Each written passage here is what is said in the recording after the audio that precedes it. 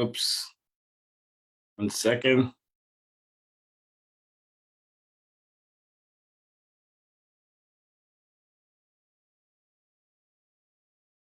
One second.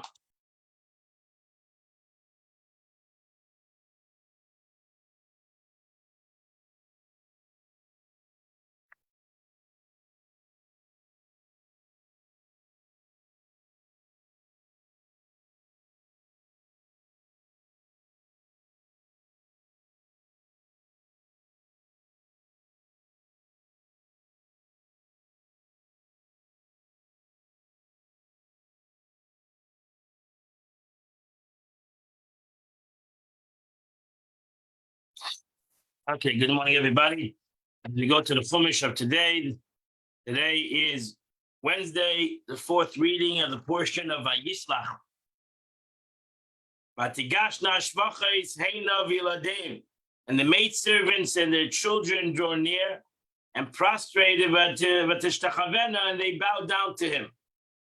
Vatigash gam Leah v'yeladah, and Leah and her children came closer v'tishtachvu, and they bowed down also. Yosef and Rachel, and then Yosef and Rachel came, but the Ishtachbu, and they bowed down. The Rashi says, why over here does it say Yosef suddenly? But all the others, the mothers, draw near before the kids. But in Rachel's case, Yosef went in front of her. He said, my mother has a pretty figure. Perhaps this scoundrel will set eyes on her. I'll stand in front of her and prevent him from gazing upon, watch her, I'll protect her. Because of this deed. That's why Yosef was later, Yaakov blessed him. And he shall be married to the blessing over the eyes, meaning that he stood up in front of Esav's eyes. And it would be, he will be blessed with, they shouldn't have an ayin hara.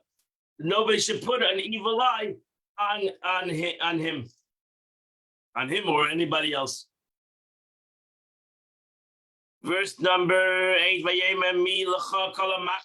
so he said, who is this? Who to you is the purpose of this camp? Asher pagashti, which I found. And he said,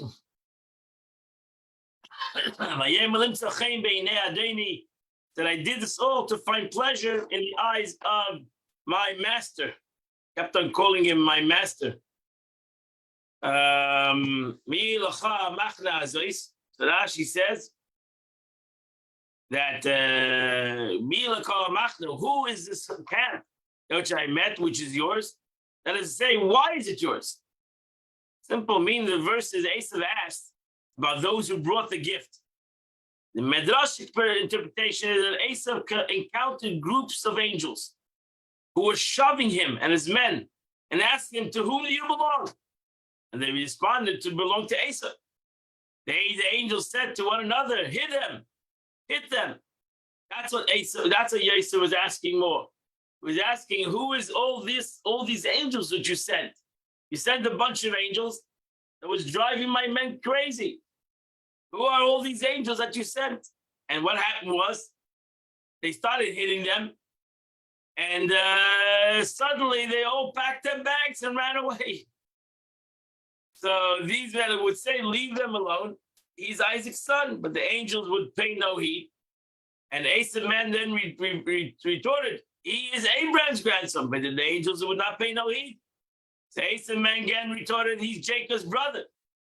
The angels then said to him, if so, he's one of ours.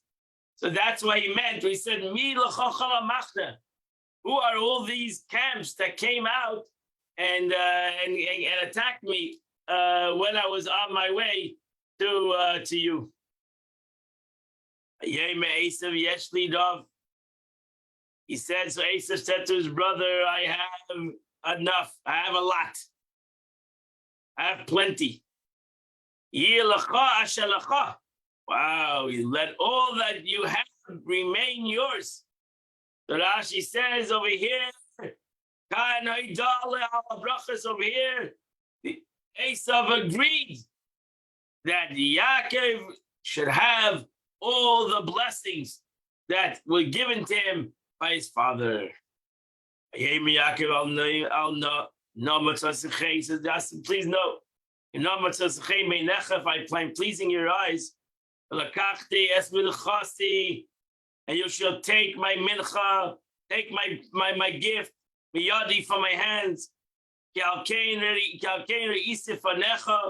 when I saw your face, like I saw the face of God, it's Eine, and you accepted. She says, Allah means please do not say this. I want to give you a gift. When somebody gives a gift, you say thank you. It is worthy and proper for you to accept my gift because I have seen your face. And to me, this is a tantamount to seeing the face of an angel. For I saw your princes, guardians, an angel, and furthermore, you should take this gift because you have consented to forgive my offense. Why did Yaakov mention that he saw an angel? In order that he should not fear him and say he saw an angel and was saved. From now on, I will not be able to prevail against him. So Yaakov Avinu wanted Esav to realize that he saw his angel, and if his angel agreed, if the angel of Esav agreed that he should be, the blessing should be Yaakov's, then he should also realize that that's what has to happen. And you have accepted me, you have become reconciled. You've come reconciled with me.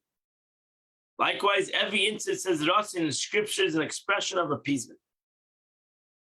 As the Torah says in Vayikra, it's not as an appeasement for you. The lips of the righteous man know Ratzin. The fires of Ratzin, they know how to appease God. And as it says again in Mishlei, Rashi brings all the psukim in the whole Torah. We see the word vatitzeni, the root of vatitzeni is Ratzin. You see the concept of Ratzin is the aspect of appeasement. Verse 11, take my gift, which I brought to you. For God has favored me. And I have everything. And he prevailed upon him. And he took a lot. He took. So now she says, take my gift, the gift, which is giving me an audience, and after an interval sing of a person is intended only for a greeting. As every instance of bracha is an audience, is similar to Jacob said, Jacob blessed the Pharaoh, or the word make peace, bracha. So the word of bracha, actually just translates the word bracha. Bracha means a blessing, but over here it means a gift. Now she shows where you see every time in the Torah, in Tanakh, where the concept of a bracha is the concept of a gift. Next, Rashi says, you have no trouble with it, for I've toiled to bring it until I came into your hands. Hanani, the first nun is a dagesh, okay, it's well grammar because it serves instead of two nuns. Okay. Yes, the koil. Now she says the difference between Yaakov and Esav. Esav says, I have a lot. Yaakov says, yes, the koil, all my necessities. Esav, I spoke quarterly. I have plenty, meaning much more than I need. But ultimately, Esav took a lot. So Esav said to his brother, said, you know what? Said to him thereupon, he said, travel, I will go, and we will go, and I will go alongside you. Let's travel together, we're brothers. She says, here the word nasa means it's like nasa. It also is translated as a toil v'nahar. Esav said to Jacob, you travel from here, and we will go together. She says, even with you, I will do you a favor. I will lengthen my travel time to go slowly as you require. That is the meaning alongside you. Verse 13, so Yaakov said to him, you know my master. My children are their tender. And all this flock and cattle are upon me. If I pushed him one day, and all the flock will die. Rashi says the sheep, the cattle, which is raising their young, depend on my lead. And which are raising their young, Rashi is raising the young, expression of infant of suckling. So therefore, I got to take care of my possessions, all these sheep. I can't walk fast. Why should you go with me? I'm going to be going very slow. To tire them from the road by running, all the flock will die. If you knock them like, okay. Verse number 14. Let you my man. You go ahead. You go ahead. And I will move on my own slow pace. According to the pace of work that's before me. According to the pace of the children.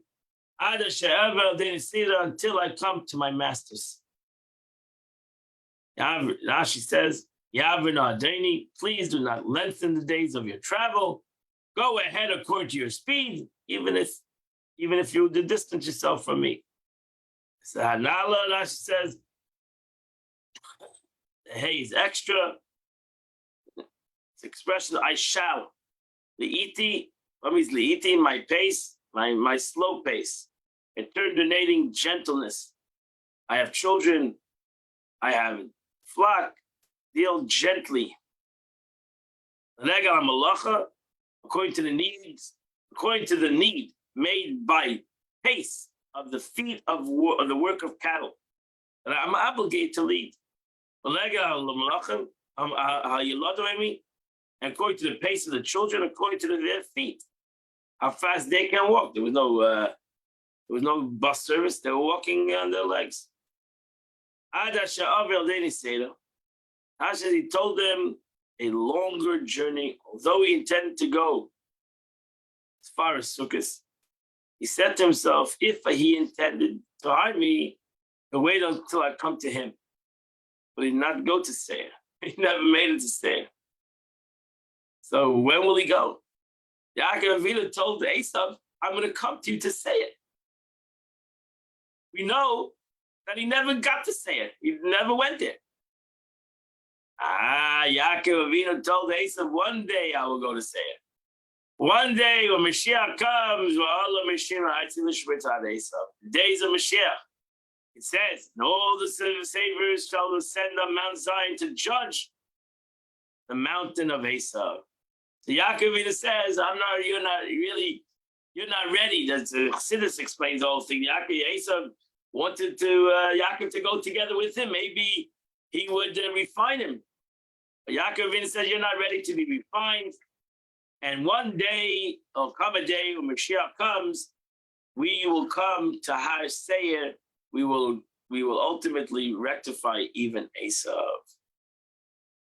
And also many Midrashim, Rashi ends off, there are many interpretations to this story and to what Yaakov and Esav said to one another. I'll lead some of my people. Which are me, with me. He said, why you don't? We don't need. I don't need. You don't need. I don't need any protection. I don't need any guards. Why should you do me a favor that I do not need? I don't need any of your help. Take your men and engage them to hate. And now you shall not pay me any reward. Therefore go.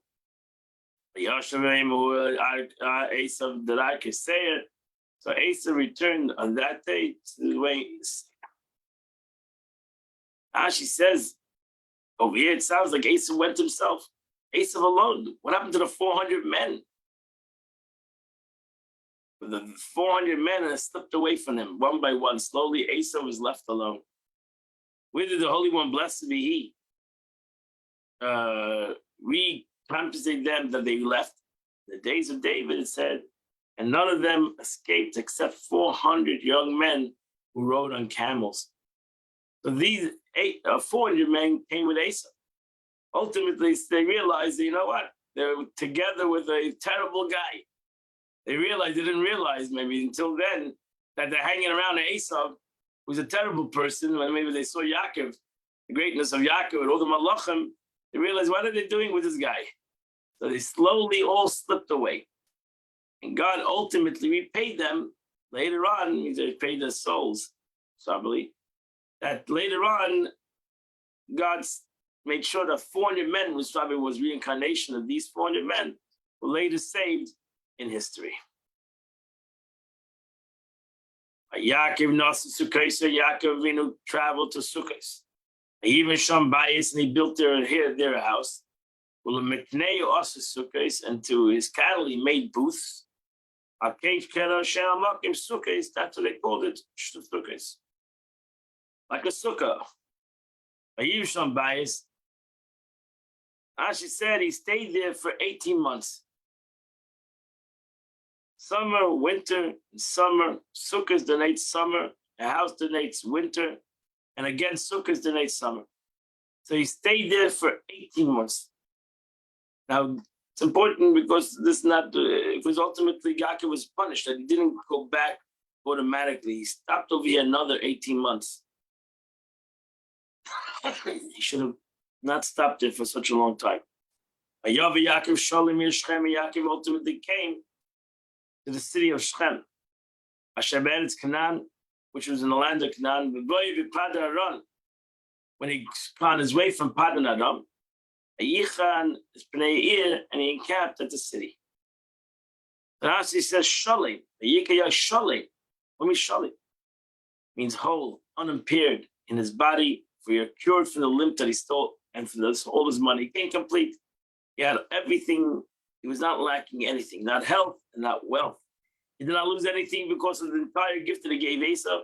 He also was whole in his Torah, and he was not forgotten any studies of Laban. So Yaakov Avinu came complete. He came to Shechem, came to Eretz Yisrael. He came back to Israel complete with everything that he needed.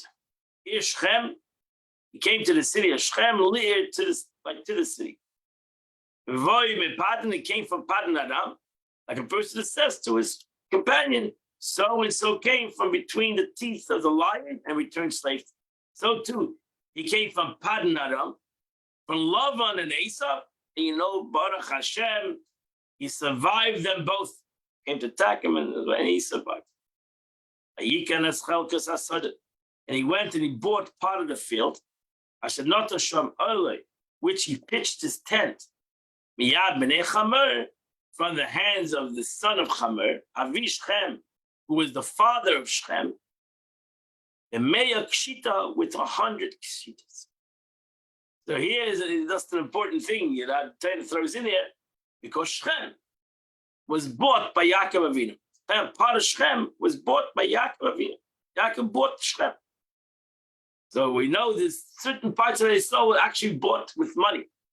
That's why they shouldn't have any complaints. And still today, we're struggling over Shechem, over Hebron, over Yerushalayim. All these places were not bought, were not taken by strength, which they could have been, but they were taken through a sale. These places were bought in a sale. And Yaakov bought a part of Shechem. He bought a part of the city of Shechem. Now she says, there's a coin no more. Rabbi Kiva said, when I traveled the cities by the sea, they called it a ma, ksita. They called it ma is a certain amount of money. They called it a ksita. What it means? What does that mean? Is rendered churban, good, accepted everywhere. The patriarchs, Avraham Avinu, paid with money that is accepted everywhere. Yaakov Avinu also had money, had certain currency that was it was international currency. It was the best money that he can give. So that people, wherever he went, he had this kind of money that was acceptable everywhere. No, this was extreme, as Rashi explained by Avraham Avinu. This is money that has 100 times the value of regular money.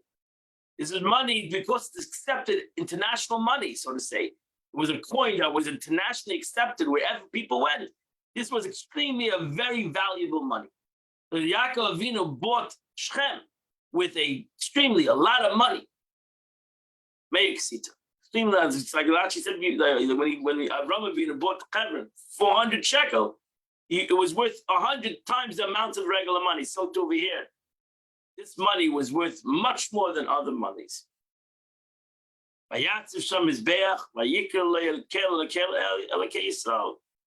he erected an altar and named it in the God of Israel. Not in general, just going back a second, that you should buy land in the land of Israel. That's it. That means even though Yaakov inherited the land, he wanted to buy it. Later he gave it to Yosef, this land, because he said, I bought this land. I bought this land, so it belongs to me. Not that he called the altar the God of Israel, but since the Holy One, blessed be, had been with him and saved him, he named the altar because of the miracle, in order that the praises of God be mentioned when it was called by his name. That is to say, he who is God, that is the Holy One, blessed be he. He is God to me. His name is Israel. You find something similar in connection to Moshe Rabbeinu. He named it in the name Hashem and Nisi. Not that the altar is called Hashem. Because of the miracle, he named the altar thus, to mention the praise of the one who blesses me. The Lord is my miracle. But sages and rabbis interpret it to mean that the Holy One, blessed be he, called Jacob God, rendering the God of Israel called him God. The words of the Torah are like a hammer that shattered a rock. They divide into many meanings, but I have come to establish the simple meaning of the verses. In general, Rashi says that you can always take the Torah, its expression, like a hammer that hits a stone.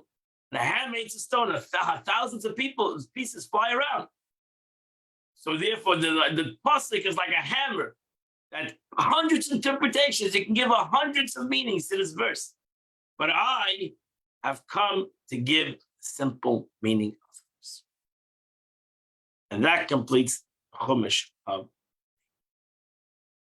We now go to the Tanya of the day. We start the essay number 5 of the Alter Rebbe, Kutas Achlein, of the ending of the Tanya, and his 5th essay that was put in the Tanya. Tanya has different compartments, the Kutei Amorim, they begin the 53 chapters, and Gerasat Tshuva, the letters of repentance, Gerasat Kodesh, the holy letters of Alter, and now Kutas Achlein, the last part that was put into Tanya. The Alter Rebbe explained in the previous long letter where we learned together. Mitzvah require action were a major theme in essay number 4.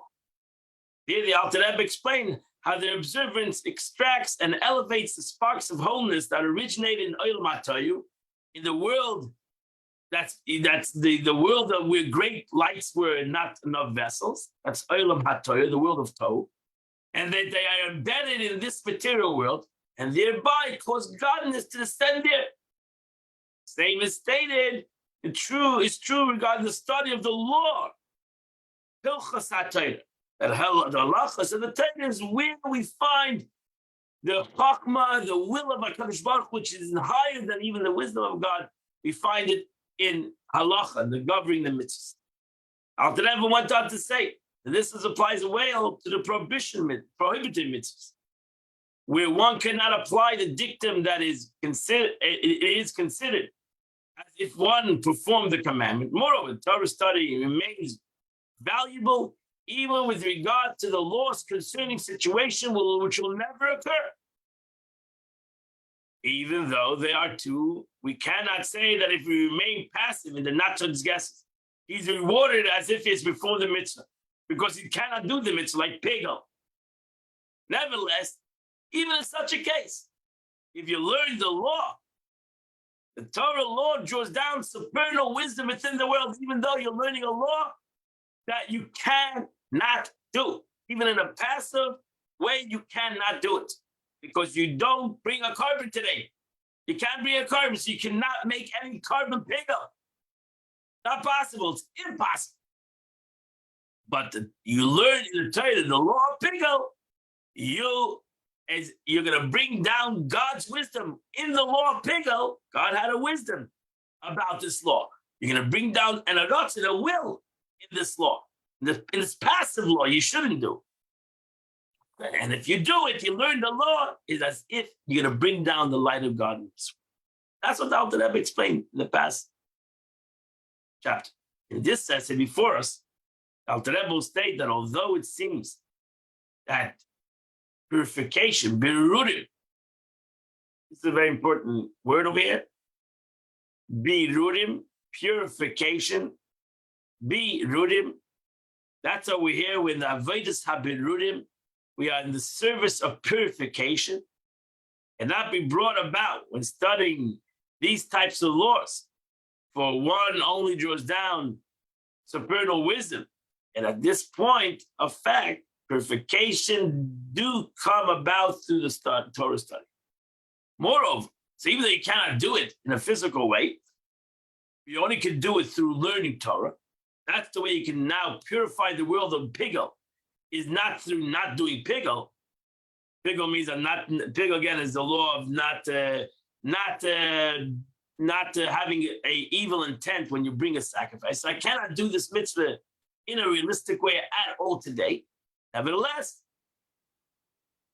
Alter Rebbe is going to say, Mashiach's going to come. The truth is, Mashiach's going to come, and we'll never do Pigel anyway. So now we can do Pigel. And when Mashiach comes, we're not going to do Pigel because nobody's going to have any evil thoughts. Mashiach comes, we're going to bring a cardinal, we'll do it with Tuv Leivav. We're going to do it with, so we're never going to do the law of Pigel. And it's still going to be part of the Torah, the law of Pigel, even though we cannot do it now because we're in Gaul, so we won't do it when Mashiach comes either. Moreover, the reason for this is not that the Torah study leads one to observe a positive commandment or refrain from transgressing a prohibition, nor is it that the virtue of a study he's guarded as if he performed a positive commandment, or the reward by refraining its negative commandment. So what happens? Not because of that, it's because of godliness, the revelation of godliness. So let's go into the Alter Rebbe. Let us understand how this applies to the details of laws which shall never occur at all. It's possible they'll never actually exist, will never happen.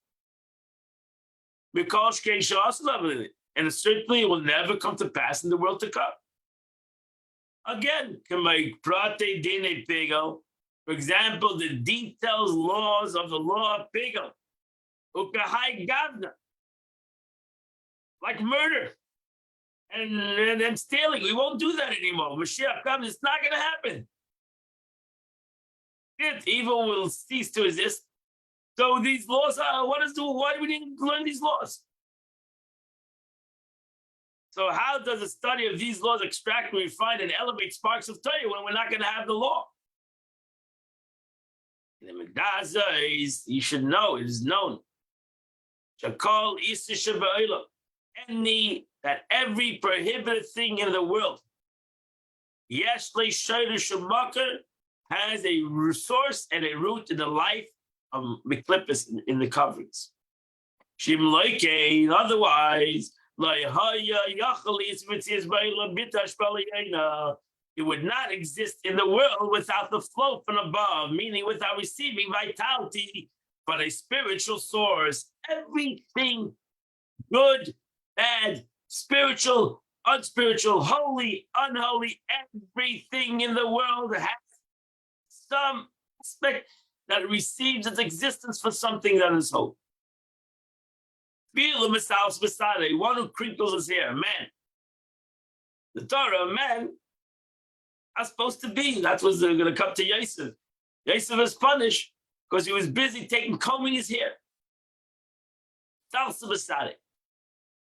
So for a man, that's not accepted. That he's busy into his his hair. How does his hair look? What happens when a person is in Kabbalah?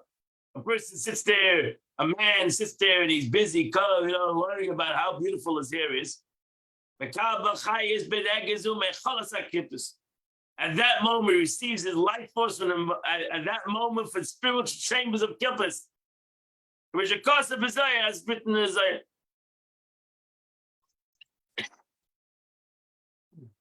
Comes, you're not going to do that. I'm going to be sitting and learn Torah. Who's going to care about if my hair is exactly conformed or not conformed? Therefore, even the particular prohibition that never became practical issues in this physical world, there's still the roots of their life force do actually exist in the spiritual chambers of Klippus. These coverings. Even the practical incidents that possibly never did and never will occur regarding Torah's Fishgagas. For example, if somebody made a mistake and unwillingly misdeeds, like when tithing, my mistake, he called the 9 sheep the 10 sheep. And the like. The kind of eventuality that cannot be deliberate and therefore cause the clippers light upon it. And possibly in these circumstances, clippers does not exist in the chain because it's not possible to happen. How then does a possessive sort in the root in the clippers? The Rebbe writes of it, the Tzemach Tzedek. Now, the notes inserted by the Tzemach Tzedek of blessed memory, the Rebbe's grandson. Neither Li Mashikov Yachalias. Why the Alter Rebbe is like, it could be, it's not. Alma delay buddy lay. So it's seemingly that the Alter Rebbe uses possible, implying uncertainty. Why was the Alter Rebbe uncertain about this? Because unwitting errors derive from the world of Noiga. Noiga means a covering that shines. Okay, Yeshlema, the Yeshlem that may be unwitting sins come from the chamber of Noiga, not from Klippa, but from the place that it shines of Klippa. That's what Alter Rebbe writes to the Tzemach Tzedek. His grandson says, that's what Alter Rebbe doesn't write the words that it does. It's not there. He says, V'yachol. Could be. It's not there. Yes, the mitzvah is in any existence, it does exist, not in clippers, and at least keeping in mind the distinction between the sacred and the profane, and the supreme wisdom that issued and descended in this detail from Moshe side. So ultimately, maybe it's talking on a clip. I'm not sure. It could be because it's never going to happen. So why would it be in a clip? Or why would it be in a covering? But it's never going to happen. But still in all, it's in a place, it's in some area in the wisdom of HaKadosh Baruch Hu that was given to us at Mount Sinai. As it says, any aspect which anybody, any student, the Gemara says anything that any student in the future would expound on the laws of Torah is all given from Sinai. The whole process imbies to Rabbi Yirmiyah, like all the detailed questions of Rabbi Yirmiyah, who posed so many hypothetical possibilities, and he was escorted from the house of study. Gemara said Rabbi Yirmiyah was asking so many questions and so many dilemmas and so many hypothetical situations that they had to throw him out of the base. They said, we can't learn. You're asking too many questions.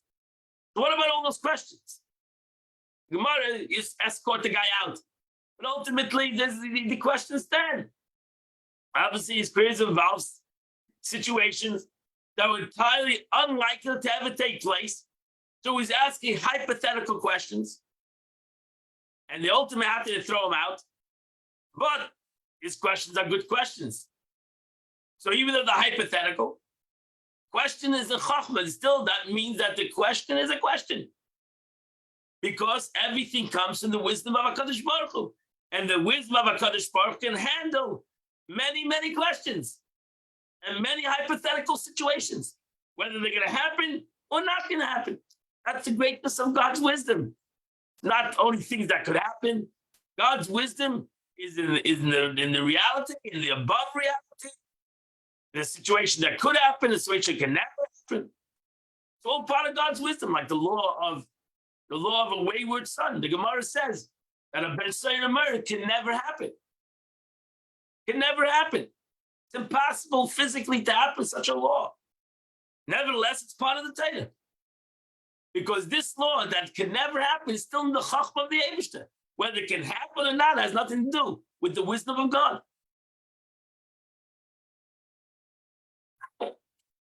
And the detailed queries such as he wrapped him in chapter of Chulun. Question discussed there was whether a firstborn animal can be considered to have directly opened the womb and hence be sacrificed, or either two hypothetical cases.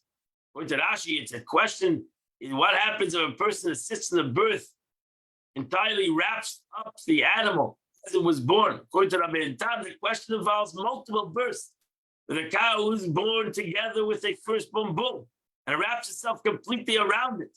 Something extremely unlikely ever to occur.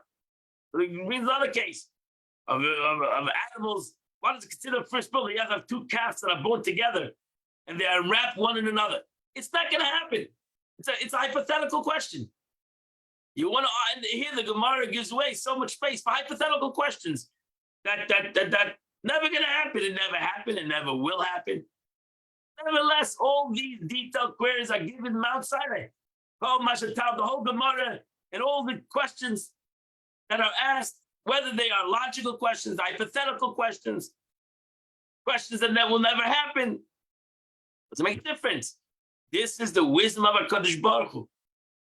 This is the wisdom of God. God's wisdom is not only in the practical. God's wisdom is in the impractical, in the hypothetical. Right? Even some questions the Gemara answers was, "Let's take you. Mashiach comes. I'll get you the answer." I don't know the answer. How many times does the Gemara say, "Take you"?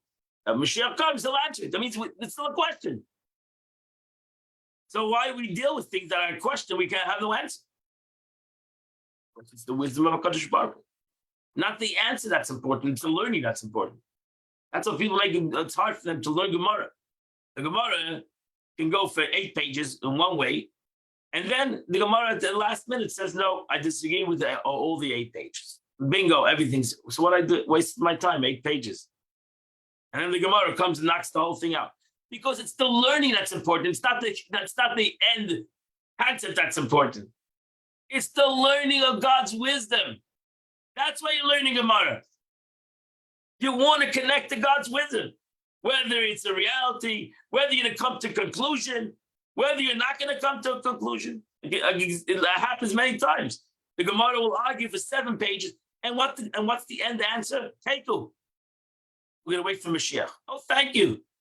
Once they take you before the 8 pages started, and then I won't have to go break my head for 8 pages to learn this. No, that is important. The learning is the importance. It's not the answer. There's no answer, maybe. The learning, that's because you're learning the wisdom of God, and by learning the wisdom of God, you have a revelation of God in this world. For the extension of the supreme wisdom is vested in the laws of the Torah. It's infinite. That's what you're learning. You're learning infinity. You're learning God, which is infinite. Hamaluvish by which godliness, infinity is clothed at that moment, Bapel Mamish. Not it's a hypothetical, that's a reality. When I learn the wisdom of the Eibishter, I'm learning infinity. I'm connecting to God's infinity in a finite way, in my mind, and in my time, and in my words. Truth is, that's why learning deep things in Chassidus, sometimes I don't understand it to the essence, but it's Torah. It's not the understanding that's important. It's the learning that's important. It's the learning. Learning, the studying of it, trying to comprehend it. Maybe you will not comprehend it to the essence. Maybe you won't get it. Don't feel bad. Just the opposite. You're learning God's wisdom. And that's what's important. And every particular law is a great drawn from the supernal wisdom of God. How the Alter Rebbe is going to get a little Kabbalistic. The Yisod Bayit to Belushba. For the founder daughter is a close in it. What does that mean? We learned this. So Chachma Bina Das, right? Chachma Bina is the man. Chachma is man. Bina is the woman, masculine, feminine, and they have a daughter. Chachma is the father. Founded Malchus, the daughter.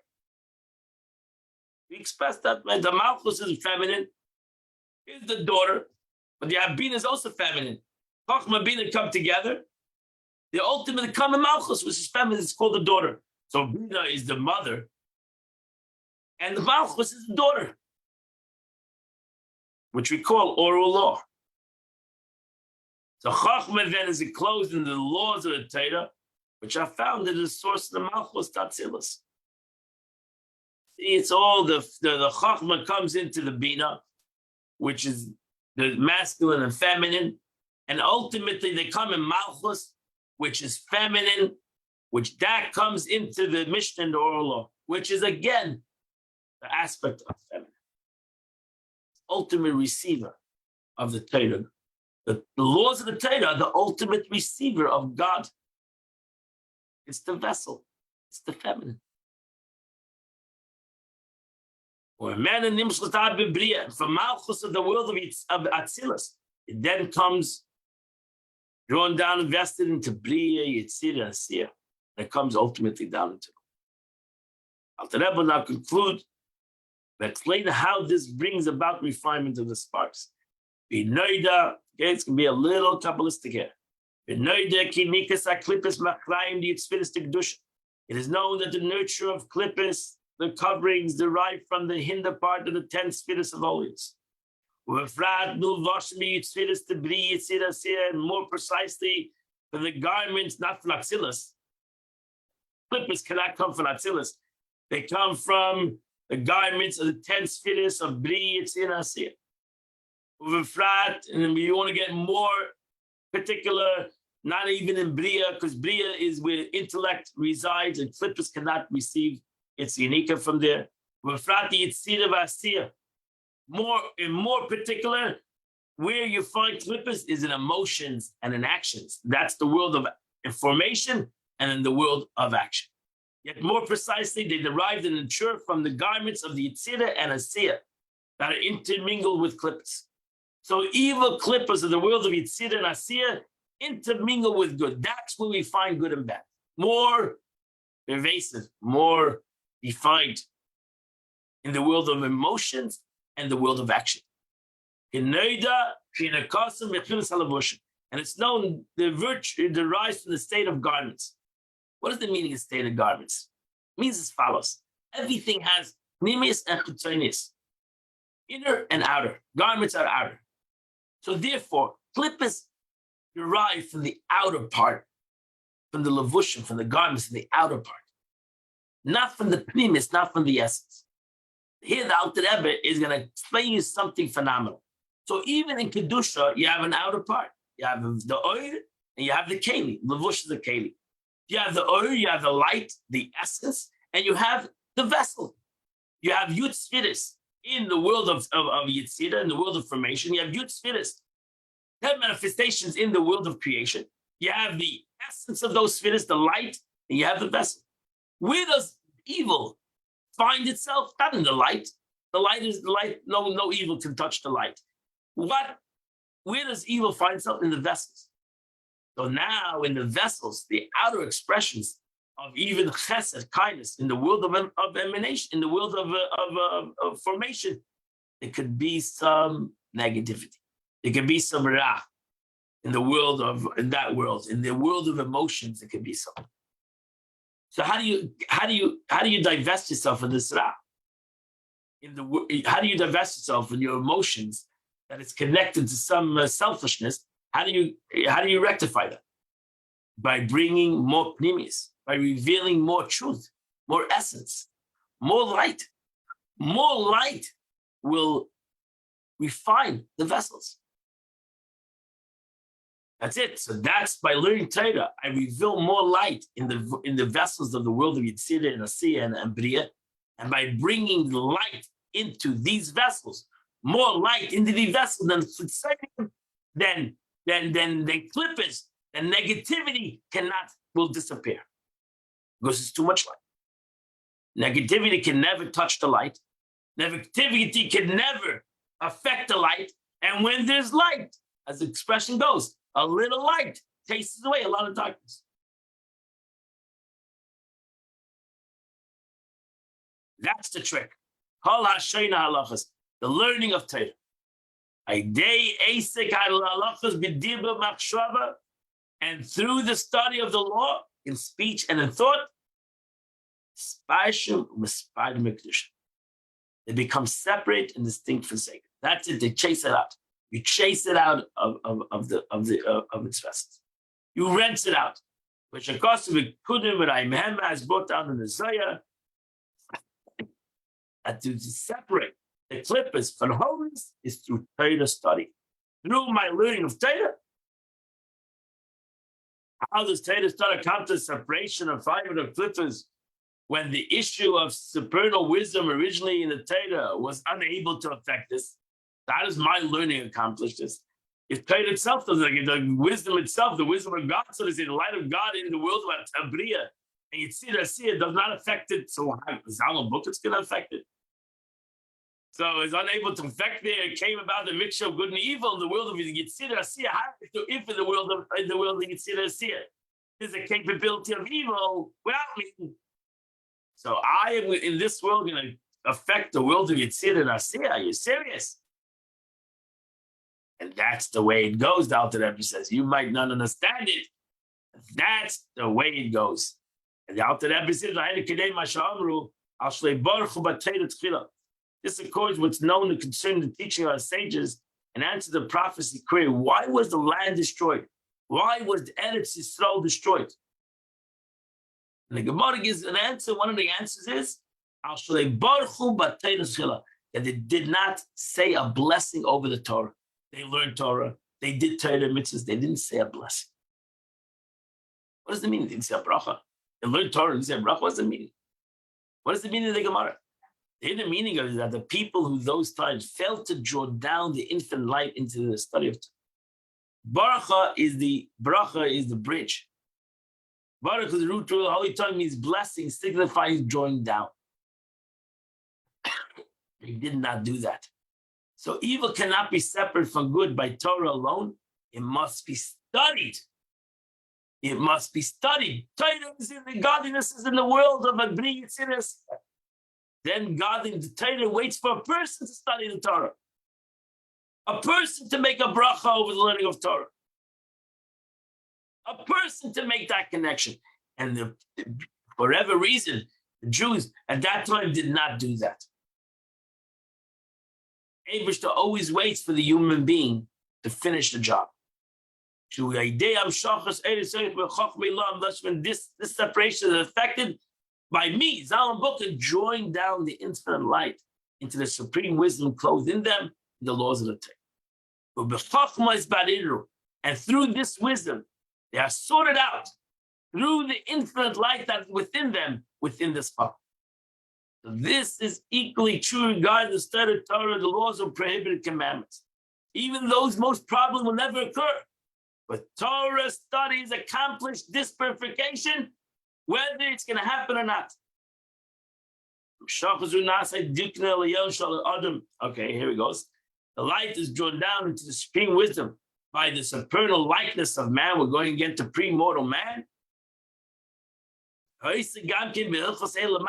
when I learn Torah in this world, my visage above learns Torah in the world, in the upper worlds. But when man starts Torah below, his source above engages in Torah as well. The Shorsha b'nukva the Zeir Anpin, the source of Nukva Zeir Anpin in the world of Bri Yitziras. Now you'll understand according to this, the requirement of every nefesh and ruach and neshama, every single person. Lahashlim kol teyaga mitzvahs. They're obligated to do 630 commandments, whether in thought, speech, and action. We need to do every mitzvah. We need to know every mitzvah. That's what the Rebbe begged people to learn the Rambam. Whether, because the Rambam taught every mitzvah in the Torah, whether it's in 3 chapters a day of the Rambam, or it's 1 chapter a day, or learn Sefer HaMitzvahs. The Rambam wrote a book, Sefer HaMitzvahs, the law of the commandments. He explained every commandment. Everyone should know the 613 commandments. They should know it at least in thought. They should know it in their speech. And they should ultimately do every commandment they can do. You'll realize the majority of the commandments you cannot do physically. Either you're not living in Israel, there's no Beis Hamikdash, there's no kings today, etc., etc. Shem Prata Halachos means the detail of the law. For thought, speech refers to the study of the detail. We need to at least do the first 2 garments. Achshav v'dibur, to understand every law, to speak every law. You might not be able to do every law, but thought and speech, when we learn in this world, every law of the Torah brings about. Imagine you go through, Has v'shalom, a person goes through life. He doesn't know the 630 commandments. Defect in my neshama. Has v'shalom. B'tzircha love b'gilgul. And if not, realize, my friends, the Alter Rebbe says, if you're not going to do that, you're going to have to be reincarnated. They, any nefesh ruach hashem that failed to complete the previous mission in this world, if I don't learn, kol ha'torah kula, I will have to come back again. Must be reincarnated. In its simple meaning, allusion, homiletic, and secrets. You need to do that. Every neshama was given the Torah. Every neshama is obligated to keep the Torah. Every neshama, whether it's thought, speech, and action. And again, we all know that even the laws that I can't do today, like a carbon, the Torah says by learning it, it's as if you brought a carbon. It's as if I brought a sacrifice. So even though I cannot bring the sacrifice physically, God says, I will consider it by learning the law as if you did it. So I need to learn every law of the Torah. I need to learn every law of the Torah. Again, I believe that's why the Rebbe begged every Jew to learn Rambam, which he compiles every law of the Torah. They didn't want a person to go through this concept of reincarnation. Because if he doesn't go through every law of the Torah, he'll have to come back again. Though to sort out and refine all that pertains to them, are the 288 sparks that constitute the complete structure of man. But instead of 630 categories, gender in particular, that relate to each soul. That's it, my friends. We need to go learn Torah. Don't waste our time. Learn as much as Torah you can do. That's what you need. That's the real purpose here of why we came to the world for. That's it. And if we need to accomplish that, we must accomplish that in our lifetime. Because everything else is not a shkai. It's a learning of Torah that's going to bring a purpose to why I came to the world for. Allah is loving when Mashiach comes. When the refinement will be will be finished. Then the world will do only good. Levad, they'll no longer separate for good and evil. That's it. The Aveda will be done in Berudim. Aveda Berudim, the Aveda refinement, the service of refinement will be done. What will be the purpose? It's only doing good.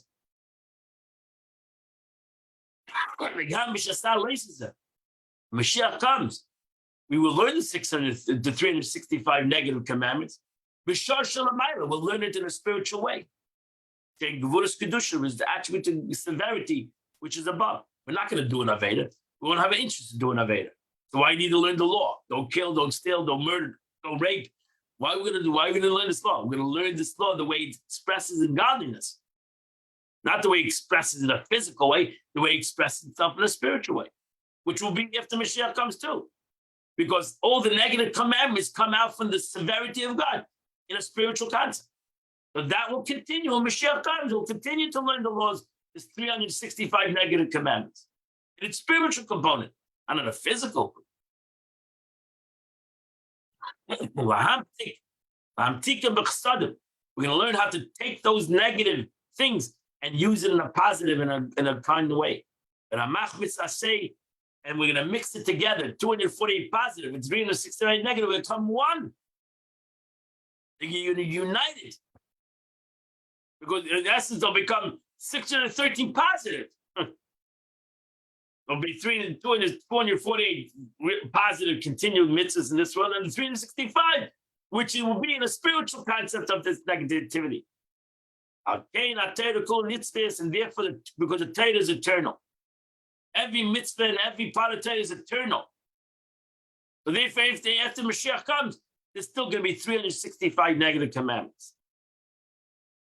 Nothing's going to change. We're not going to want to steal.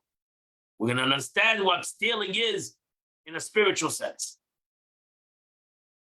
What is murder in a spiritual sense?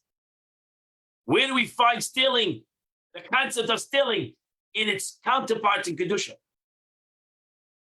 Famous statement of a great sage said you can learn 7 things from a ganav. You can learn how to serve God 7 different ways from a ganav, for a person who wants to steal. That's its spiritual counterpart. That's its spiritual counterpart. How do we learn from stealing to serve God?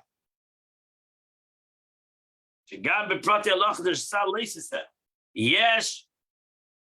And says, for even individual laws of the 365 prohibitions are branches of the general Torah.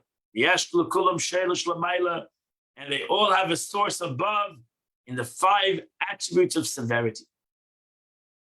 Just as the 365 prohibited themselves, as they are above. As they are above in the state of blood that animates the organs of the vessels. It's a Kabbalistic expression. But that completes the Tanya of the day. Powerful learning of Tanya. Today is the 13th day of the month, which is chapter 69, 70, and 71. If you do those 3 chapters, you've done the Chitas of the day. Wish you all a wonderful and beautiful day. And Mitch, we'll see you tomorrow, 8 o'clock. We'll continue to learn Chitas together.